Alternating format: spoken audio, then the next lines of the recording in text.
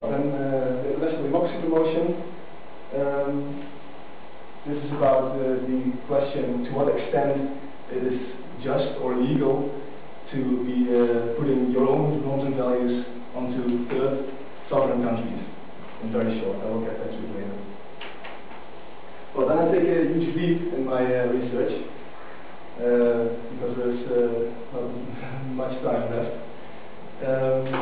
And I came up with 4 central conclusions, 4 main concepts I distilled from all this literature and all these EMP documents. The first one is the neo-colonialist approach.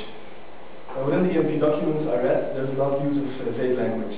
It's oftentimes very clear what is in it for the EU, but less clear what is in it or how the third countries or the EMP countries benefit. This first somewhat theoretical appraisal of the EMP is grounded in the idea that the knowledge gap between the EU and the EMP countries is used and needed by the EU to gain knowledge and to gain therefore power. This is referred to as the colonial difference, where inequality between the colonizer and the colonized is inherent to the gain or loss of power. Then the second conclusion is the European normativity, which is, in my opinion, at stake. It is argued that the EU is, since the turn of the century, more and more engaging in less value-driven policies towards the external world. I have identified this as the beneficial normativeness. The European Union is normative where it is beneficial for its strategic or economical goals or pursuits. Further, I've argued that the Europe's self-representation as a normative actor is within the EMP document is itself shaping the belief that the EU is indeed normative. So, in other words, it is a precondition. The self-representation is a precondition for other actors to agree on the norms set by the EU. These discursive practices have created a regime of truth, which I spoke of earlier, in which the EU makes the representative discourse function as its own truth, therefore make it more eligible for other parties to engage with it, in it.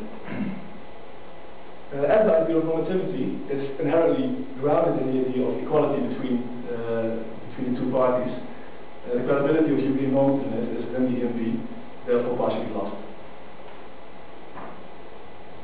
The third conclusion is the inherent power bias, which is already a little bit, which can be linked to the second point.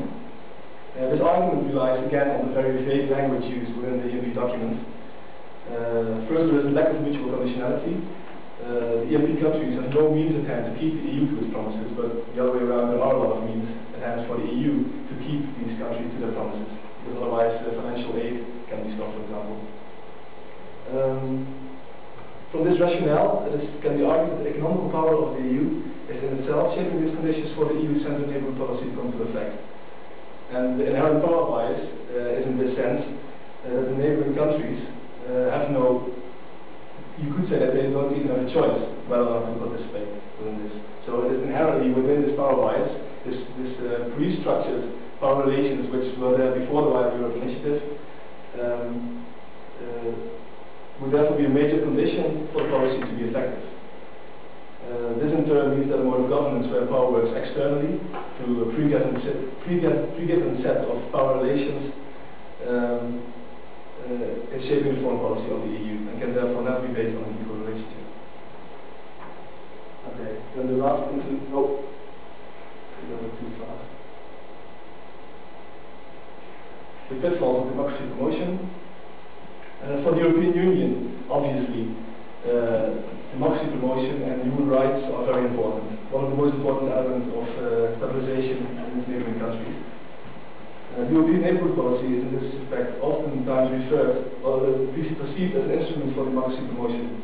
It is argued then that policy programs engaging in human rights and democracy promotion do not show little sensitivity for national or local cultures, and let alone have an effort at exploring functional equivalence for this manner of democracy promotion. Well, an add-up of these 4 arguments gave me the conclusion that, in my opinion, the EMP is indeed an excluding policy for the EMP countries. So, questions?